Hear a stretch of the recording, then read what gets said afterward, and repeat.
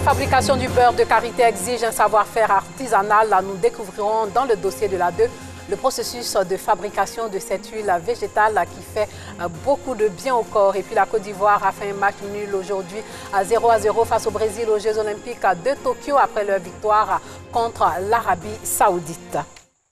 Bonsoir et bienvenue dans le journal.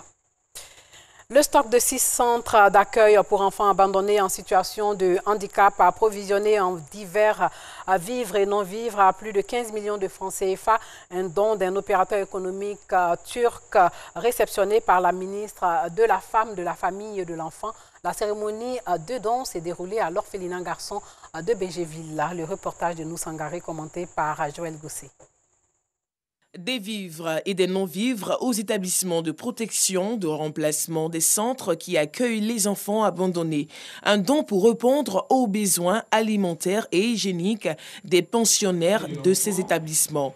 Estimée à plus de 15 millions de francs CFA, cette action de solidarité est une initiative d'un opérateur économique turc. Heureuse, Korotumu Ouattara, directrice de la pouponnière de Dabou, a au nom des bénéficiaires témoigné sa reconnaissance aux donateurs. Ce geste montre que ces personnes ont un intérêt réel pour tous ces enfants qui sont en situation difficile. Et les dons en vivre et en non-vivre que nous avons reçus sont d'une importance capitale et ces dons vont venir donc à point nommé pour renforcer le stock d'approvisionnement que nous avons. Cette action sociale traduit l'excellente relation entre la Côte d'Ivoire et la Turquie, une relation qu'entend renforcer Nassene Batouré, ministre de la Femme, de la Famille et de l'Enfant. Nous sommes en bonne collaboration avec la Turquie. Les deux pays sont des pays frères et nos deux dirigeants travaillent en étroite collaboration. Et au niveau des différentes coopérations entre les différents ministères, nous avons des mémorandums existants. Et aujourd'hui, avec l'ambassade de Turquie, nous allons établir un programme de travail pour des échanges d'expériences. Ces dons seront repartis entre les 6 établissements de protection, de remplacement que compte le pays. Des établissements dont le rôle est d'accueillir les enfants abandonnés et en situation de handicap en vue d'une meilleure prise en charge. Le bureau régional d'Abidjan Sud de l'Union des Églises évangéliques, services et œuvres de Côte d'Ivoire a été consacré dans la commune de Cocody. Une cérémonie marquée, bien entendu, par des prières. Alassane Drabo nous en dit un peu plus. C'est une tradition à l'USO, Union des Églises évangéliques, services et œuvres de Côte d'Ivoire. Le révérend Dr Gueux Simon, président national, arrive pour bénir la cérémonie de consécration. Ce samedi matin, c'est au tour du bureau régional d'Abidjan Sud, Arras. Leur mission est celle de la redynamisation de toute la région afin que tous les chrétiens participent à l'œuvre de Dieu, mais également le maintien de la cohésion en Côte d'Ivoire. Mobiliser tous les chrétiens de la région pour l'évangélisation, pour le salut des âmes, mais pour la cohésion au niveau de l'Église et puis que cette cohésion puisse avoir un impact sur notre nation, la Côte d'Ivoire. Et pour accomplir cette mission, le choix de l'Église s'est porté sur le pasteur Yassé Philippe. Tout de suite, l'homme de Dieu dresse la liste de ses priorités. La première, c'est l'unité du corps de Christ. Unir tous les fils et les filles de la région autour de la parole de Dieu, les former et en tout cas les encadrer en vue d'être vraiment des disciples accomplis pour le Seigneur Jésus-Christ. Le deuxième objectif, la mission que le Seigneur nous a confiée, dans Matthieu chapitre 28, à partir du verset 18 à 19, qui dit « Allez partout, faites de toutes les nations mes disciples, les baptisants, les enseignants, les baptisants au nom du Père, du Fils, du Saint-Esprit. » Des prières et des louanges ont été dites pour la réussite de la mission assignée au président du bureau régional d'Abidjan Sud, Arras, de l'USO Côte d'Ivoire.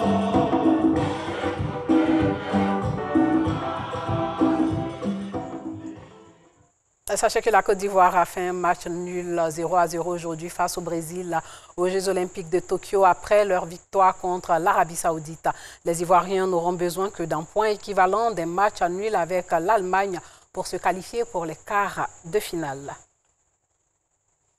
Hors de chez nous, le démarrage des élections en Somalie prévu aujourd'hui a été retardé. La Somalie devait entamer ce dimanche un long cycle électoral qui débute avec l'élection du Sénat et doit s'achever le 10 octobre prochain avec celle du président, selon le calendrier officiel et selon le complexe système électoral somalien. Des délégués spéciaux investis par une myriade de clans et de sous-clans au sein de chacun des 5 États fédérés choisissent les parlementaires qui eux-mêmes désignent le président. Selon plusieurs sources, le seul État dans lequel le scrutin pourrait se tenir dans la semaine est le Jubaland. Des sources au Puntland ont confirmé par contre à l'AFP que le scrutin y était retardé en raison de problèmes techniques au Galmudug. Le Parlement local est en vacances et ne doit rentrer que début août. Et selon d'autres sources, au sud-ouest du pays, le président de la région se trouve actuellement à l'étranger, ce qui bloque le processus. Place au dossier.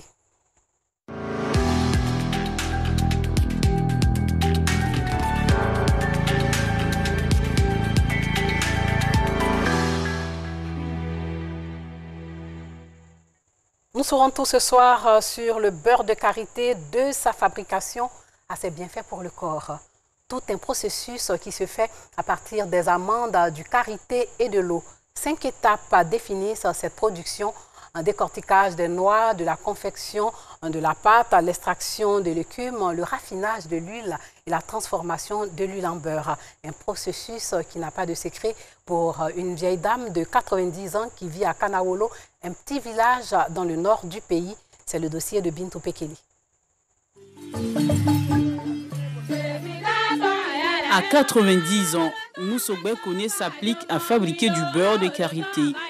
Elle a été initiée à cette activité depuis son jeune âge, mais aujourd'hui, celle-ci se présente pour elle comme un passe-temps. Les graines proviennent du karité ou l'arbre à beurre qui pousse à l'état naturel dans les savanes arborées. Récolté en mi-juin et en mi-septembre, le fruit passera par plusieurs étapes. Quand on voit les fruits de karité en brousse, on les ramasse. Arrivé au village, on enlève la pomme puis on met l'amande au feu. Après cuisson, on fait sécher sans que la pluie ne les touche pendant la période du séchage. Après ça, on obtient cette noix qu'on va casser pour faire sortir de l'amande. Avec de l'eau très chaude, on lave et sèche à nouveau avant de piler l'amande. En début d'après-midi, Moussogbé Koné entame le processus de transformation dans une nouvelle tenue. Elle pile les graines après les avoir lavées et séchées. À ce stade de la vie, la vieille dame pense à enseigner la fabrication du beurre de karité aux nouvelles générations. Moussogbé Koné passe les graines de karité concassées au feu de bois pour les griller sous le regard admirateur de ses arrière-petites-filles, ses apprenantes. À cette étape, il faut faire attention aux détails. Il faut se rassurer que ça ne brûle pas. Quand l'amande est cuite, elle casse d'un coup. Dans le cas contraire, il faut la remettre au feu. Les amandes-ci sont cuites. On peut les retirer du feu.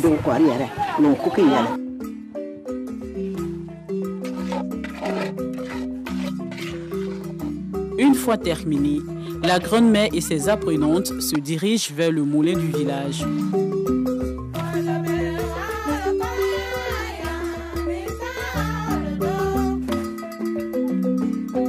Après quelques minutes de marche, nous y voilà.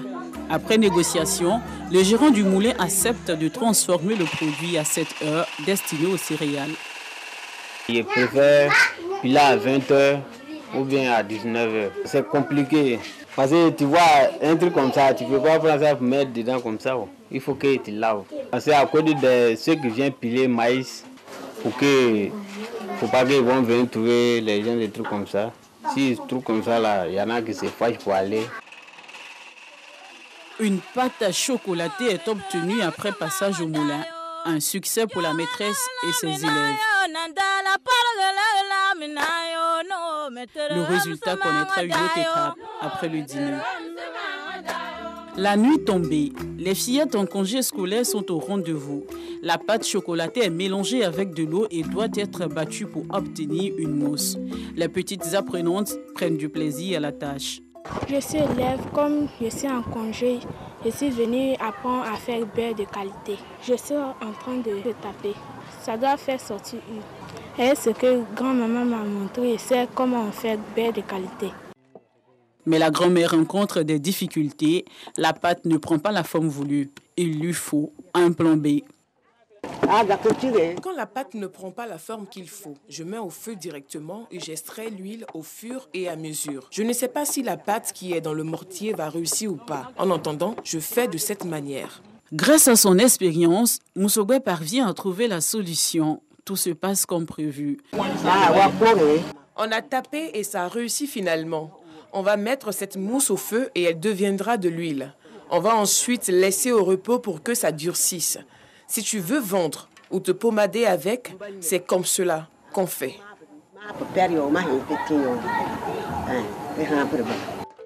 Au réveil, l'huile est devenue du beurre. La bonne dame se prépare pour la commercialisation. Munie d'une calebasse et d'un peu d'eau, elle fait des boules du beurre de karité qui seront vendues à 25 francs l'unité. Ce seau de beurre peut me rapporter entre 25 et 30 000. Ces boules-ci sont un peu grosses, sinon on les fait plus petites. Ce travail est très difficile et coûteux. Le moulin va me coûter 1500 francs. Et parfois, il faut aller à Niakara quand le moulin du village est en panne et revenir griller les amandes concassées, puis retourner cette fois, il faut prévoir 2000. Finalement, il y a beaucoup plus de souffrance que de bénéfices. Ces boules sont achetées ici même pour plusieurs choses. D'autres les utilisent pour des soins. J'en vends aussi à Abidjan. La fabrication artisanale du beurre de karité reste une pratique pour les femmes du 3e âge dans ce village. Selon Moussogué, cette manière de faire le beurre repousse les jeunes filles préoccupées à gagner leur vie autrement face à la rigidité de la tâche. À la nuit tombée, nous retrouvons dans la cour du chef du village, Nadia Mokone, une autre senior. À ses côtés, d'autres apprenants. Cette séance consiste à faire les boules du beurre de karité. La tâche est difficile pour les enfants, mais pas pour la maîtresse.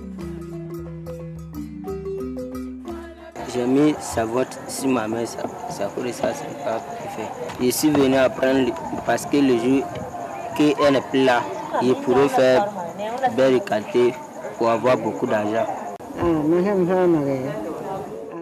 Tu mets le beurre dans la paume et tu tournes comme ça. Tu vois comment c'est devenu? On a trouvé nos moments dans cette tâche. C'était notre huile pour la cuisine, également notre pommade. Les enfants pensaient que c'était une activité des vieilles personnes, mais ils commencent à s'y intéresser aujourd'hui et ils reconnaissent les bienfaits du beurre de karité. C'est le passe-temps favori des femmes du 3e âge dans le village de Kanawolo tous les soirs. Après leur tâche, elles se retrouvent chez Nadiaman pour un moment de plaisir. Entre chant et danse, celle-ci se lâche.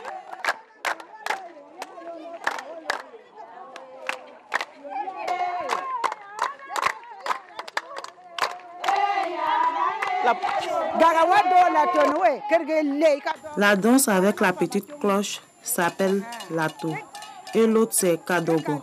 Nous nous retrouvons pour revivre notre jeunesse, mais surtout pour nous égayer.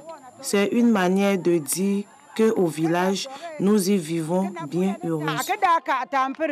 Ces moments sont des moments de joie pour ces fabricantes du beurre de karité. Elles s'épanouissent ainsi en vue d'évacuer le stress et le poids du travail.